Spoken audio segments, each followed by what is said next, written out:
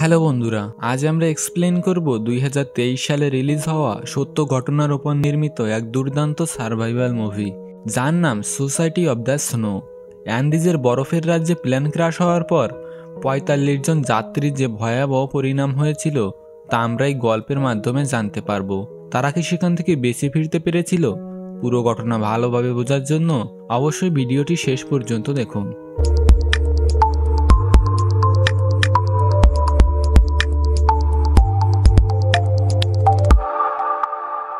গল্পের শুরুতে আমাদের 1972 সালের অক্টোবরের ঘটনা দেখানো হয়।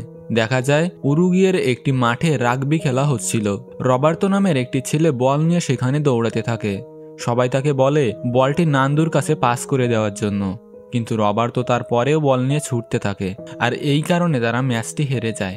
এরপর রেস্ট রুমে যাওয়ার পর সবাই সেখানে রবার্তোকে কথা শোনায়। তখন সেখানে তাদের ক্যাপ্টেন চলে আসে এবং সবাইকে চুপ করায়।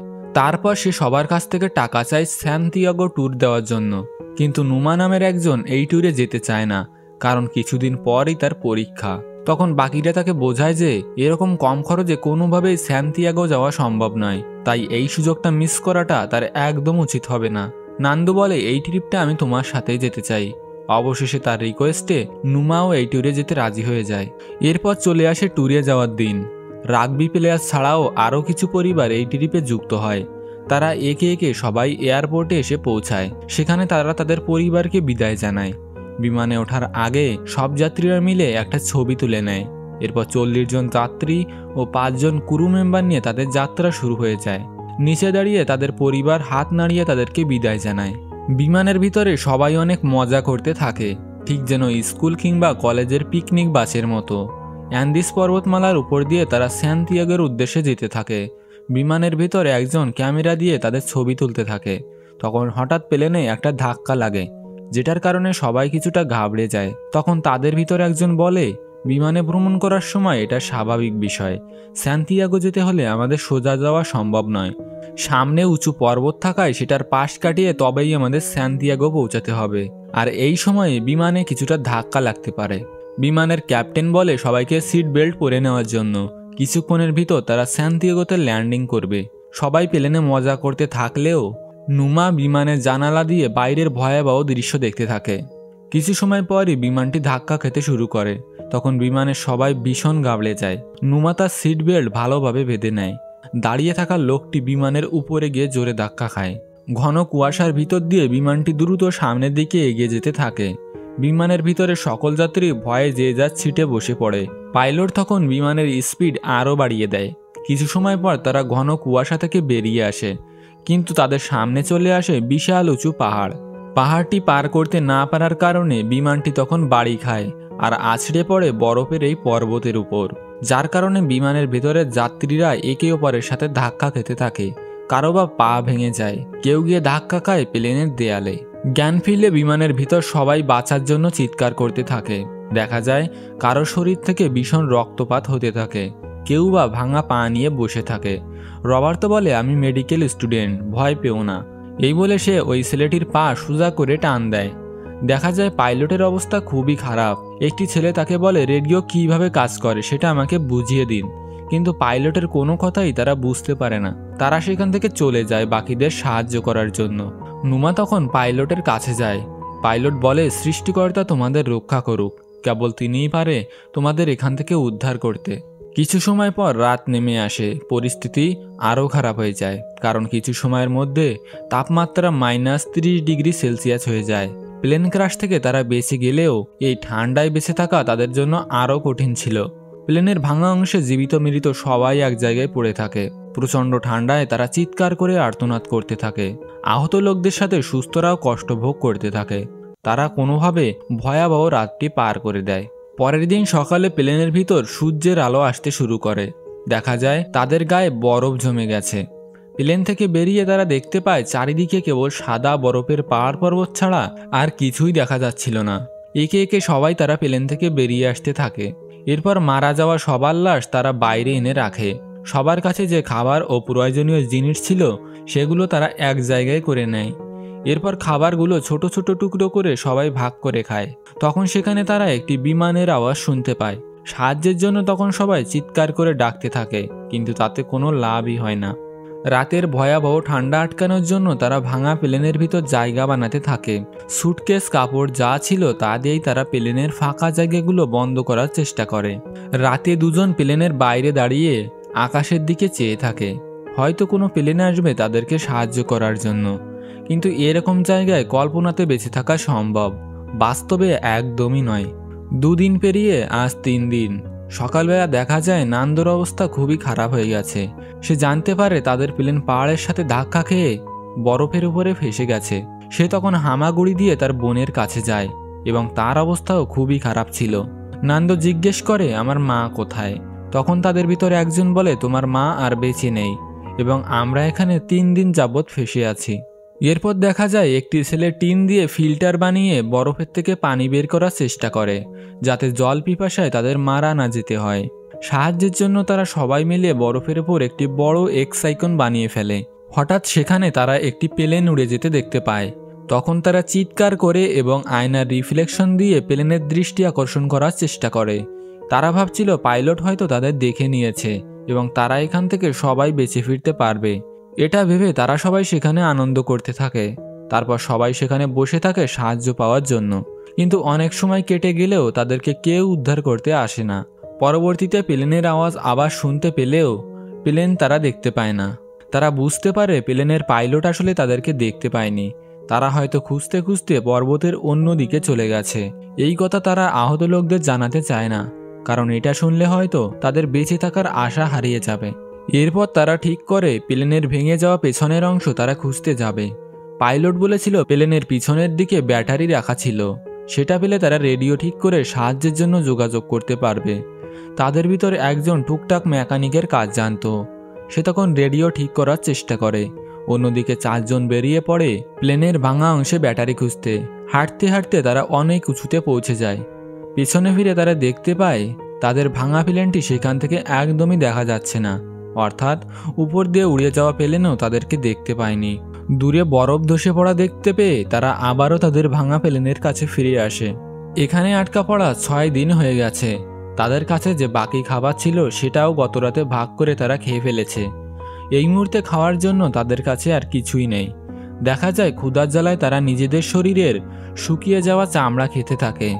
সেখানে একজন আরেকজনকে বলে, কার্লো নামের একজন তাকে বলেছে বেঁচে থাকার জন্য তারা মৃত লাশের মাংস খাবে। এরপর তারা প্লেনের ভিতরে গিয়ে সবার সাথে এই বিষয়ে কথা বলতে থাকে। একজন বলে, আমাদেরকে কেউ সাহায্য করতে আসবে না, আর খাবার ছাড়া আমরা এখানে বেশিক্ষণ বাঁচতেও পারবো না। নান্দ বলে, বাইরে খাবার পড়ে আছে, আমরা চাইলে সেটা খেয়ে বেঁচে থাকতে পারবো। নুমা বলে, লাশের মাংস খেলে কি ঈশ্বর আমাদের ক্ষমা করবে? রবার্তো বলে, ঈশ্বর আমাদের এই বিপদে ফেলেছে, বাধ্য হয়ে এটা খাওয়া ছাড়া আমাদের আর কোনো উপায় নেই। কিন্তু সেখানে নুমা সহ আরও বেশ কিছুজন লাশের মাংস খেতে রাজি হয় না। এরপর দেখা যায় ক্ষুধার জ্বালায় কেউ জুতার ফিতা চিবিয়ে খেতে থাকে, কেউ আবার সিগারেট চিবিয়ে খায়। প্রচণ্ড ক্ষুধায় তাদের প্রস্রাবের রঙও কালো হয়ে গেছিল। কিছু সময় পর নান্দর বোন সুশি সেখানে মারা যায়। নান্দ তার বোনকে বরফ দিয়ে কবর দিতে থাকে। আর এখানে আটকা পড়ার 8 দিন হয়ে গেছে। সেখানে তারা আর 7-8 জন জীবিত ছিল। ক্ষুধার যন্ত্রণায় তারা কান্না করতে থাকে। এভাবে আরও একটি দিন পার হয়ে যায়। 9 দিনের দিন দেখা যায় তারা সবাই ভাঙা প্লেনের ভিতর বসে থাকে। কিছু লোক বলে, আমি মারা গেলে তোমরা আমার মাংস খেয়ে নিও। এরপর 4 জন লোক বাইরে গিয়ে লাশের থেকে মাংস আলাদা করতে থাকে। ক্ষুধার জ্বালায় তারা সেই মাংস খেতে শুরু করে। 5 জন ব্যতীত সবাই একে একে বাইরে চলে যায় মাংস খাওয়ার জন্য। মাংস কেটে তারা সেটা একটি আয়নার উপর রাখে, যাতে কারো ক্ষুধা লাগলে সেখান থেকে তারা খেতে পারে। হঠাৎ তাদের ভিতর একজন একটি সুটকেস খুঁজে পায়, যেটা খুলতেই সেখানে একটি রেডিও পাওয়া যায়। তখন তাদের ভিতরে একজন রেডিওটি ঠিক করার চেষ্টা করে, আর কিছু লোক আকাশের দিকে তাকিয়ে থাকে সাহায্য পাওয়ার জন্য। অবশেষে তারা রেডিও চালু করতে সক্ষম হয়, কিন্তু তারা রেডিওর মাধ্যমে জানতে পারে টানা 10 দিন খোঁজার পরেও তারা ক্র্যাশ হওয়া প্লেনটি খুঁজে পায়নি। এই কারণে তারা এই রেস্কিউ মিশনটি বাতিল করে দিয়েছে। এটা শোনার পর সবাই সেখানে চিৎকার করে কান্না করতে থাকে। বেঁচে থাকার আশা যেন নিমিষেই ভেঙে টুকরো টুকরো হয়ে যায়। এরপর 3 জন আবারও বেরিয়ে পড়ে প্লেনের ভাঙা অংশ খোঁজার জন্য। বেশ কিছু দূর যাওয়ার পর তারা সেখানে প্লেন থেকে পড়ে যাওয়া বেশ কয়েকটা লাশ দেখতে পায়। অনেক কঠিন রাস্তা পার করে তারা সামনের দিকে এগিয়ে যায়। কিছু সময় পর রাত নেমে আসে। প্রচণ্ড ঠান্ডায় তখন তিনজনের অবস্থা খুবই খারাপ হয়ে যায়। পরের দিন সকালে সূর্যোদয় হয়, দেখা যায় তাদের শরীর বরফের নিচে পড়ে গেছে। বরফ থেকে বের হয়ে তাদের শরীর কাঁপতে থাকে। তারা সেখান থেকে আবারও তাদের সঙ্গীদের কাছে ফিরে আসে। নুমা বলে উপরে শুধু সাদা বরফের পর্বত ছাড়া আর কিছুই দেখা যাচ্ছিল না। একজন নুমাকে লাশের মাংস দিয়ে খেতে বলে, কারণ তার শরীরে শক্তি না থাকলে সে এখান থেকে কোনোভাবে বেঁচে ফিরতে পারবে না। বাধ্য হয়ে তখন নুমা সে মাংস খেয়ে নেয়। নান্দো বরফের ওপর প্রতিদিন 1 ঘন্টার মতো হাঁটার প্র্যাকটিস করে। সে এই পর্বত পেরিয়ে এখান থেকে বেরোতে চায়। এটা বোকামি জেনেও নুমা তার সাথে যেতে চায়। এভাবে কেটে যায় 17 দিন।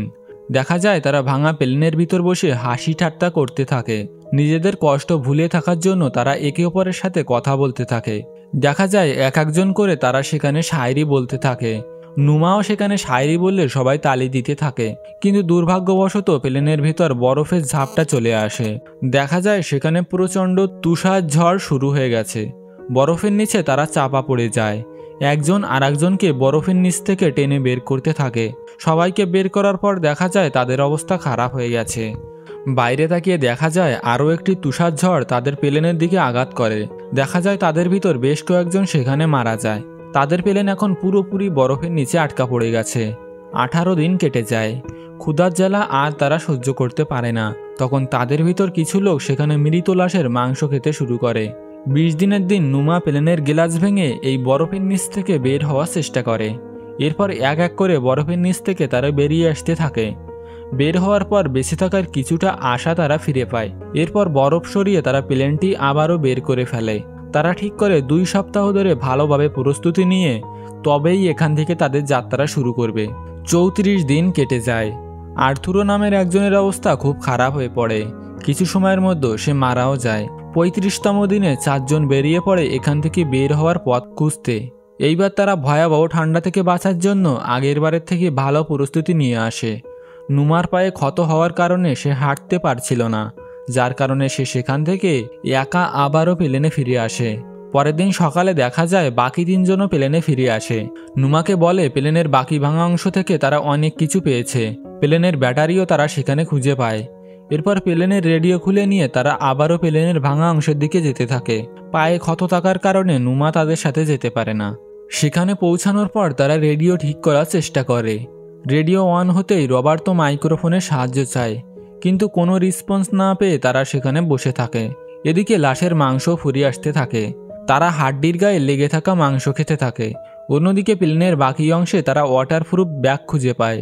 সেখানে তারা কিছু একটা লিখে আবারও তাদের সঙ্গীদের উদ্দেশ্যে রওনা দেয়। প্লেনে ফিরে তারা জানায় রেডিও কাজ না করার কারণে তারা কারোর সাথে যোগাযোগ করতে পারেনি। বাইরে বেরিয়ে তাদের কাছের অন্য রেডিওতে খবর শুনতে থাকে। সেখানে বলা হয় উরুগুয়ান সেই প্লেনটি আবারও তারা খুঁজতে বের হবে। সেখানে তারা ওয়াটারপ্রুফ ব্যাগ দিয়ে স্লিপিং ব্যাগ বানাতে থাকে। দেখা যায় তারা এক একজন বিভিন্ন ধরনের পাখির ডাক ডাকতে থাকে। প্লেনের বাকি অংশ থেকে ক্যামেরা খুঁজে পাওয়ায় তাদের ভিতরে একজন তাদের ফটো তুলতে থাকে। হয়তো এই ছবি তারা দেখতে পাবে না, কিন্তু তাদের পরিবারের জন্য এই ছবি তারা রেখে যেতে চায়। নুমা নান্দোকে বলে, আমি মারা গেলে আমার বডি তোমরা খেয়ে নিও। এটা শুনে নান্দো ভীষণ কষ্ট পায়। নুমার অবস্থা খুব খারাপ ছিল। পরের দিন সকালে দেখা যায় নুমা মারা গেছে। মরার আগে সে কাগজে লিখে গেছে তারা তার শরীরের মাংস খেতে পারে। এরপরের দিন রবার্তো সহ 2 জন বেরিয়ে পড়ে এখান থেকে বের হওয়ার রাস্তা খুঁজতে। আজ 61তম দিন। তারা বেশ কিছু পথ দূরে চলে এসেছে। রাতে স্লিপিং ব্যাগের সাহায্যে জায়গা বানিয়ে সেখানে রাত কাটিয়ে দেয়। পরের দিন সকালে তারা আবারও তাদের যাত্রা শুরু করে। দেখা যায় হাঁটতে হাঁটতে তারা সাদা পর্বতের কিনারায় পৌঁছে গেছে। দূরের পর্বতগুলোতে দেখা যায় বরফের পরিমাণ কিছুটা কম রয়েছে। সামনের এতগুলো পর্বত পার করতে তাদের 10 থেকে 12 দিন সময় লাগবে, কিন্তু তাদের কাছে কেবল 1 সপ্তাহের খাবার রয়েছে। তখন তাদের ভিতরে একজন আবারও প্লেনের কাছে ফিরে আসে, যাতে বাকি 2 জন সেই খাবারকে আরও কিছুদিন চালাতে পারে। রবার্তো আর নান্দো তাদের যাত্রা চালু রাখে। হাঁটতে হাঁটতে তারা অনেক দূরে চলে আসে। বরফ পেরিয়ে তারা পাথরের পর্বতে চলে আসে। পরের দিন সকালে তারা একটি খালের কাছে পৌঁছে যায়। খাল থেকে পানি পান করার সময় রবার্তো নান্দোকে ডাকতে থাকে। সেখানে ঘোরার পরে একটি লোক তারা দেখতে পায়। লোকটার কাছে তারা সাহায্য চেয়ে চিৎকার করতে থাকে। নান্দো একটা কাগজে সব লিখে লোকটার কাছে পাঠিয়ে দেয়, আর সেটা পৌঁছে যায় সরকারের কাছে। অন্যদিকে সেই লোকটা রবার্তো আর নান্দোকে বাড়িতে নিয়ে খাবার খেতে দেয়, কিছু সময়ের মধ্যে সেখানে সাংবাদিক ও ফটোগ্রাফার চলে আসে। অন্যদিকে বরফের মধ্যে বাকিরা রেডিওর মাধ্যমে জানতে পারে হারিয়ে যাওয়া প্লেনের দুজনকে তারা খুঁজে পেয়েছে, যাদের নাম নান্দো ও রবার্তো। ৭১তম দিনে নান্দো হেলিকপ্টারের মাধ্যমে বাকিদের উদ্ধার করতে বেরিয়ে পড়ে। দেখা যায় প্লেনের লোকরা তখন নিজেদের পরিপাটি করতে থাকে, কারণ অবশেষে তারা আবারও বাড়ি ফিরে যেতে পারবে। যারা মারা গেছিল তাদের চিঠি ও জিনিসপত্র তারা ব্যাগে গুছিয়ে নেয়। রেডিওতে এক একজনের নাম বলতে থাকে। কিছু সময় পর সেখানে হেলিকপ্টার পৌঁছে যায় তাদেরকে উদ্ধার করার জন্য। খুশিতে তারা কান্না করতে থাকে। অবশেষে তারা আবারও ঘরে ফিরে যেতে পারবে। ব্যাগ গুছিয়ে তারা হেলিকপ্টারে উঠে পড়ে। এরপর ভাঙা প্লেন আর মৃতদের লাশের হাড্ডিগুলো সেখানে পড়ে থাকে। ১৯৭২ সালের ২২শে ডিসেম্বর অ্যান্দিস পর্বত থেকে ৪৫ জনের ভিতর ১৬ জন ফিরে আসে। অবশেষে তারা তাদের পরিবারের সাথে দেখা করে। খুশিতে তারা কান্না করতে থাকে। প্রচুর লোক আসে তাদের সাথে দেখা করার জন্য। হসপিটালে নিয়ে তাদের সবার চেক আপ করানো হয়। তাদের শরীর কঙ্কালের মতো হয়ে গেছিল। খবরে লেখা হয় অ্যান্দিস পর্বতের হিরো বেঁচে ফিরে এসেছে তাদের ভালোবাসার মানুষের সাথে দেখা করার জন্য। তারা ঘরে ফিরে আসলেও তাদের ভিতরে যেন তারা মৃত হয়ে গেছিল। বারবার তাদের মনে পড়ে সেই ভয়াবহ পরিস্থিতির কথা। তাদের বেঁচে ফেরা কোনো বিস্ময় ছিল না, তারা মৃত্যুর সাথে লড়াই করে বেঁচে ফিরে এসেছে। আর এখানেই এই দুর্দান্ত সারভাইভাল মুভির গল্প শেষ হয়ে যায়। গল্পটি কেমন লাগলো সেটা আমাদের কমেন্ট বক্সে জানাতে ভুলবেন না কিন্তু। দেখা হবে পরবর্তীতে নতুন কোনো মুভির এক্সপ্লেইন নিয়ে।